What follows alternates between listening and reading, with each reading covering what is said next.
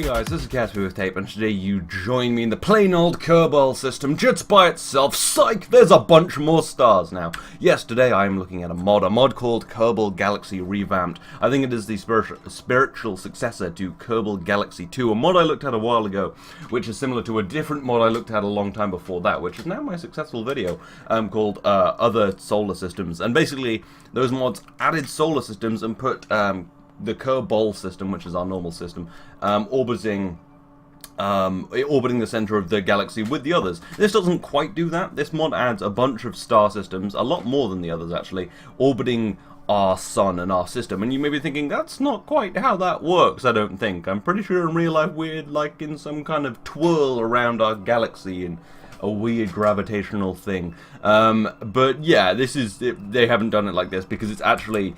That's quite a task, actually, because I'm pretty sure it's hard-coded into the game that Kerbal, or the sun... oh no, this is called Supermassive Black Hole. Alright. So this is apparently a Supermassive Black Hole. If you zoom in, it is the sun. That's weird. Have they renamed everything else? No. Anyway, so yeah, this is the center of the solar system with our planets around it, but all of the other solar systems orbit it. It's because hard-coded into the game is the sun at the center of the system, so it is pretty hard to change that, and they did try it before with Kerbal Galaxy 2, and it was just so glitchy. But yes, anyway, I'm going to take a look at this mod. I'm going to take a look at a few of the planets, a few of the stars, which all look the same from afar. It's super janky. You can see it better from actually a spaceship, which you'll see later, because I have a warp ship planned. After I've taken a quick look at everything, I'm going to go and fly a warp ship around. But yeah, so you know our system, so let's start taking a look at some of the others.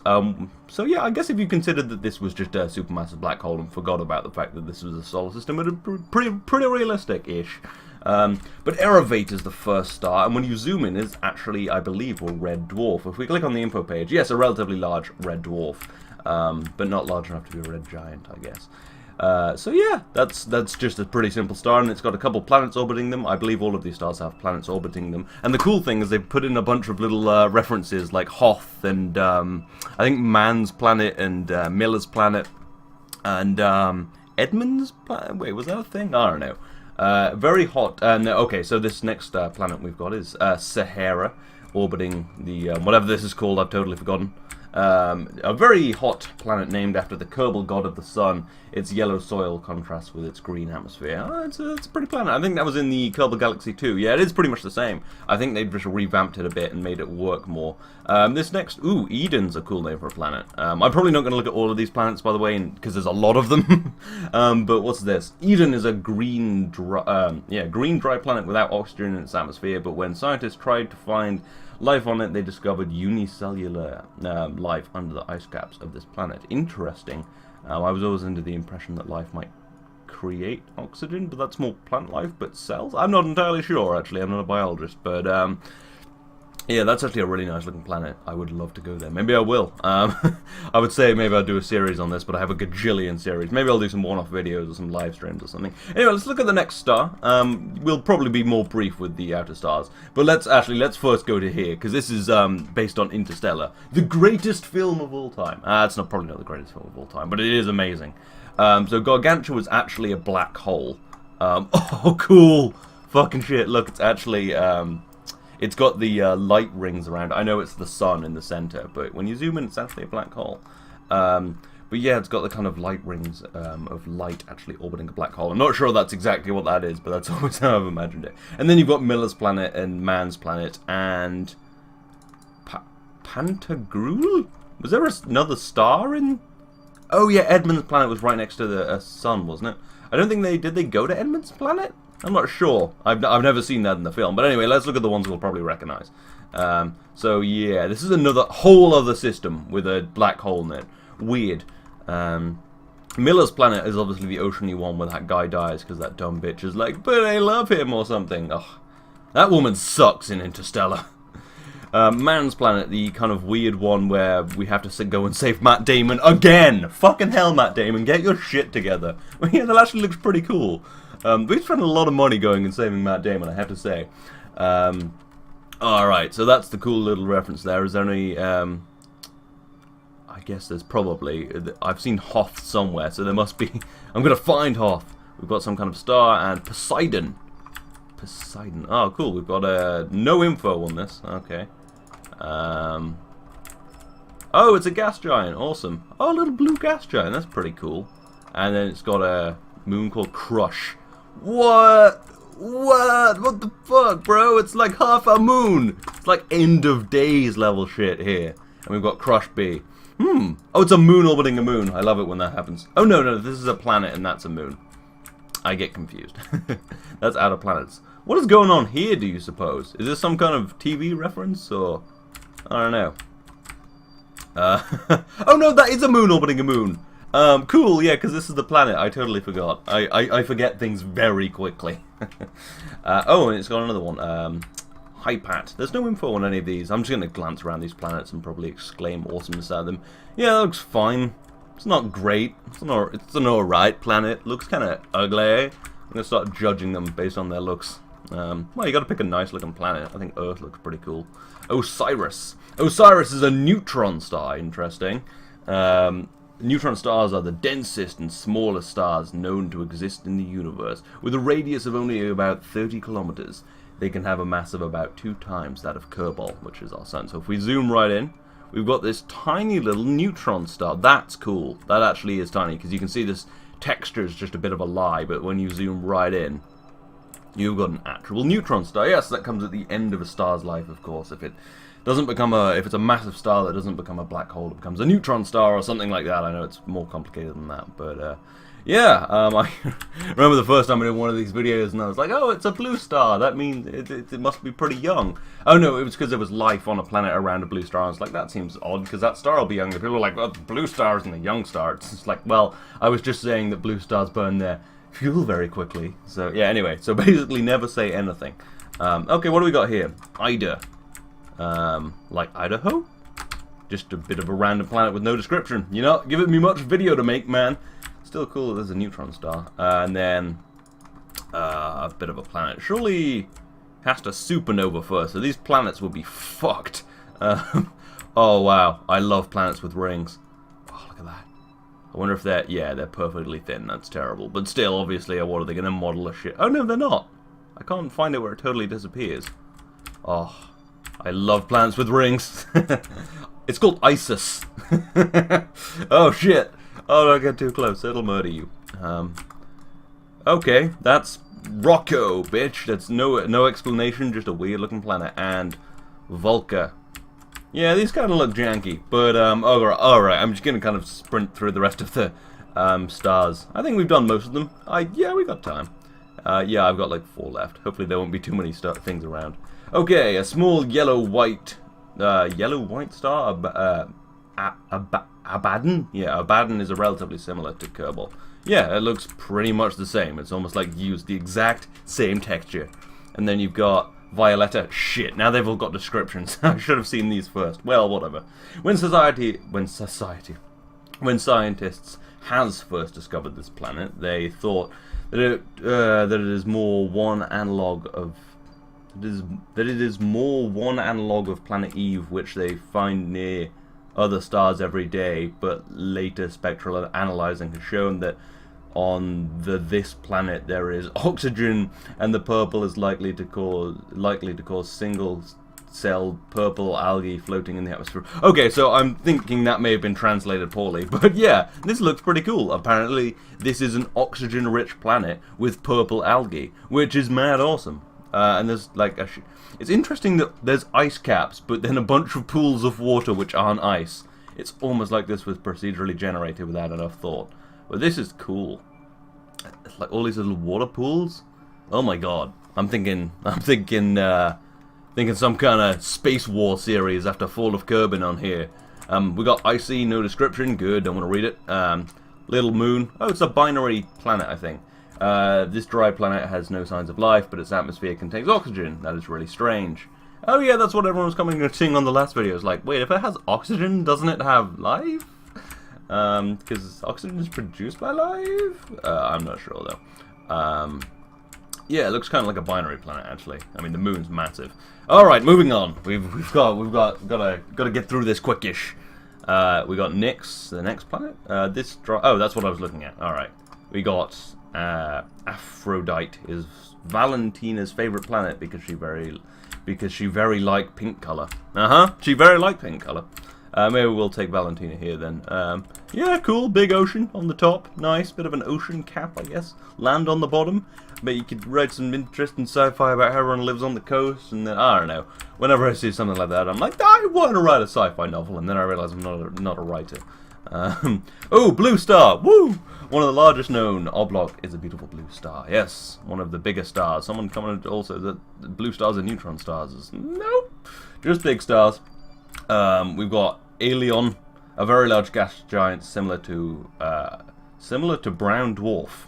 I guess it's just a brown dwarf then, or close to. Looks a lot like Jupiter. I think that might even be the texture just flipped upside down, but it does look kind of slightly different. But with the big eye, it's kind of make me. Oh no, that doesn't look quite the same. But still, looks quite Jupiter-y, really. Yeah, I think some of these inner stars aren't translated very well. We've got Phoenix. The main feature of this scorched world is the large lakes of molten rock. Phoenix is a world dominated by volcanic and tectonic activity. Volcanoes regularly dot the surface and erupt constantly. That's pretty cool. I bet it's modeled as water though, so you could probably swim in it with a Kerbal. But maybe it has an atmosphere and it's very hot. Does it have an atmosphere? Nope. That's interesting. Pretty sure any liquid would probably evaporate. Sunflower is very close to its neighbor planet Phoenix due to the gravitational stress from it. The surface of this strange world tends to crack and split. Yeah, this looks like a child drew it, but cool. Yeah. Anyway, we've got to pick a planet to fly to after this. Well, a star to fly to. I'm probably not actually going to get to a planet. And we got Nim, the next star in, which is just a star by itself, a brown dwarf. Oh, it's a brown dwarf, right. That sometimes passes very close to Oblong. Nim is only 3 times the mass of Jewel. Ah, interesting. Brown dwarf. Not an actual star then, I guess. Although it has a star outer texture, so, well, fuck you, I guess. Polaris. A hot, bright star nearing the end of its life. Rumors abound. Abound? Rumors abound that it was once very much like Kerbal before it flared up and began to die. Ah, interesting. So it's kind of, I guess, like our star, really, and will sort of flare up, become a red giant, and then, I guess, a white dwarf, if I'm not mistaken. It's been a while since I've done physics, sorry. Pandora, a very hostile planet with acidic seas and atmospheres consisting of nitrogen. The thick atmosphere of Pandora hides most of its ground. I can see all of its ground. That's a fucking lie. Yeah, and also there's those big blue weird hair sex things that live on there, which are pretty weird. And Giovanni Ribisi waiting to nuke it from orbit, I think. And we got Sight. Oh, come on, that's a long description. Okay, it's actually orbiting Ryla, a large gas giant that is primarily. It's a big gas giant. You get the picture. You can read that if you want. Yeah, big ass rings. I do like rings. Hoth, found it. Awesome. Small moon of Ryla. Hoth can provide one of the most beautiful views in the whole galaxy. Actually, yeah. Oh, it's also a pretty good place to hide if you're a rebel. Actually, no. The rebels keep getting found. I think the Empire should have won. Oh, shit. Flame war incoming. And then Sight. Sight is a young rocky planet with blah, blah, blah, blah, blah, blah, blah, which you can read. Alright, let's go fly a ship to this. I probably spent too long looking at all of these. There were a lot of them, and I wanted to see them all. But yeah, again, well, I don't think I've said yet, but it will be linked in the description. This does run in 1.1.3. As you can tell from the big monolith. But yeah, let's go fetch my warp ship. Yes, here we go. I built this. I called it Atlantis. Don't know really why. I just randomly come up with names and usually steal space shuttle names. And you can see it's a big warp ship. It's got a nuclear reactor. And yeah, I've also included this giant radiator shield well, the idea is obviously it radiates heat because I'm using the interstellar mod. Yeah, all the warp drive stuff that comes in KSP Interstellar Extended. I'll also link that in the description. Yeah, so you can. So I put this giant radiator here. I don't really need a radiator this big, but I thought it looked like a bit like a radiation shield to shield my crew from it. So I thought that'd be pretty cool. But anyway, let's fly this around a bit.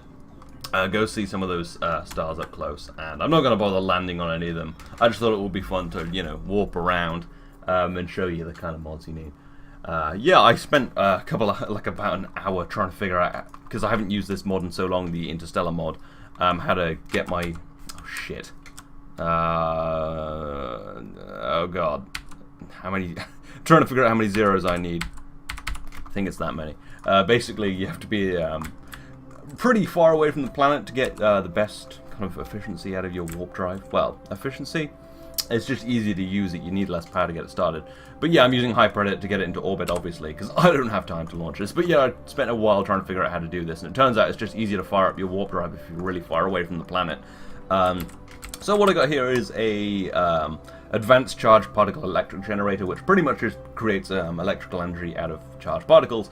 We've got a plasma beam core antimatter reactor. It's just an antimatter reactor.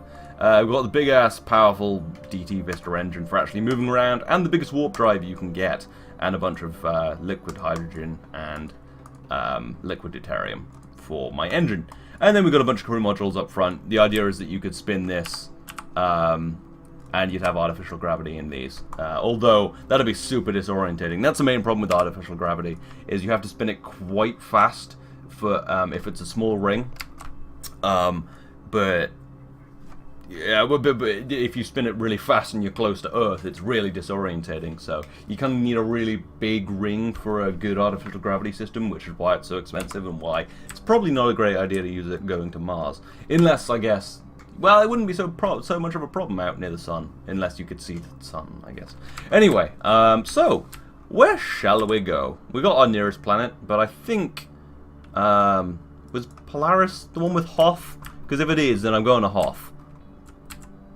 I don't know. Oh, that was the one with Pandora and Ryla. What? Ah, fuck it, I don't care. Maybe it was Oblong. Now, I want to go to Hoth. I want to go and see Hoth. Oh, I always go to the blue star. Whatever, we'll just pick a random star. We got a warp drive. Yeah, let's go to Osiris. I don't remember what was there. So yeah, we just pointed our target. We'll need to charge up our what do you call it? Our warp drive first. So we start charging, and that just collects antimatter. Oh, and also I just have a can of antimatter right here, which I assume would be incredibly expensive. But obviously I'm playing in Sandbox, so yeah. Anyway, let's charge this all the way up, and let's get going, because we got to get to that star. So SAS on. Warp speed, I'm going to go up to 4C for now. You can change it mid-flight. And activate warp drive. And there we go, warping away. Kerbal just gone. Kind of flying. Oh, there's our star. Yeah, let's take a look at the map view. Yeah, not bad. We'll get there in 2 days. That's far too long. Let's increase our warp speed. That's 10 times the speed of light. 5 hours. Warp speed more. 16. 25 times the speed of light. We'll be there in 2 hours. Let's speed up some more. 40C. We'll be there in an hour. Yeah, that's fine. Now the thing with the warp drive is this isn't velocity. This is just warping space, right? So bye-bye star. Wow, this is really heating up. We were picking up a lot of waste heat using this warp drive. But anyway, yes, so the warp drive kind of, when you come out of warp, you'll be at the same sort of speed you were at before. So if you went from a really high gravity world moving really fast to a really low gravity world, you're going to have to slow down to not escape, basically. Anyway, so let's just warp time, because you can warp time while time warping. Double warp! Warpception! The first person to tell me that why it's not warpception, because Inception is just planting an idea in someone's dream, loses all of their internet points. Yeah, I always do that. People are like, oh, look, it's a thing inside another thing. It's like Inception. I'm like, no, it's not. That's nothing like Inception. What was this one? I don't know, but we got to get slightly closer to it, I think. You can turn while warping, which is crazy. Okay, that's not quite right. Oh, no. Oh, my God. This is really hard to control, this ship. It's almost like I didn't build it very well. It's almost like I got really excited this morning, was like, I want to make a video on this. Alright, we're getting pretty close now. It doesn't tell us where our periapsis is, because I don't think there really is one. Anyway, yes, so we're going to warp to about here. Oh my God! And then we're going to turn off our warp drive. Yeah, we'll just kind of do this. Alright. Deactivate warp drive. We are out of warp. We are safely escaping the planet. That's kind of bad. We're actually going to go right back to Oblok. That's annoying. Alright, I'll try and slow down. I have got this engine on here for actual maneuvers. Okay. Get pointed prograde, retrograde even. God, don't get those two confused. And let's start slowing down. Actually, how much do I need to slow? I don't know how much delta V I have in this. You know what? I'm just going to walk closer to the star. That seems like a far better solution. I need to charge this again. Crap. It'll be charged pretty quickly, I think. But when I'm too close to the star, I won't be able to use my warp drive because I don't have enough power. Really should have thought of that, Peter. You putz. Turns out putz is actually really offensive. I don't really know Yiddish insults, but apparently it is. Alright. Okay, we're going to take the speed down quite a lot to 10C. And we're going to activate warp drive. Alright, let's get nice and close. Alright. And basically, because I'll be going, I'm closer to the star, and I'll hopefully have the same velocity, so I should be in orbit. That's what I'm attempting here, basically. Oh, this one doesn't have any planets. Good picking, Peter. Jesus Christ, I suck at things. Alright. Still, oh god. This has just gone horribly. I don't even want to be at this star. It's not even a very good star. It doesn't have any planets. Pretty sure it's a brown dwarf. Oh no, it does have a planet. Yeah, it's got idea and okay, it's a fine planet. Slow down, bitch. I just call everything bitch when I'm annoyed at it.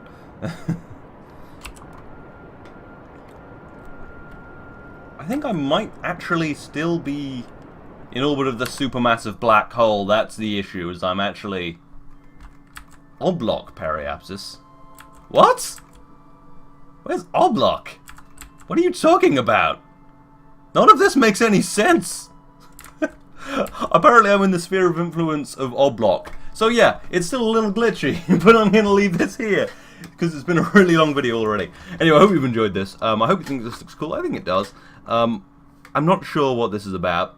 Apparently I've got an Oblok periapsis. Who knows? Who fucking knows? But yes, again, this will be linked in the description, and so will the interstellar stuff, which allows you to build ships like this. And look at all those stars, look how janky that looks. Anyway, yes, I hope you've enjoyed this. This has been KSP with Dave. I will see you next time.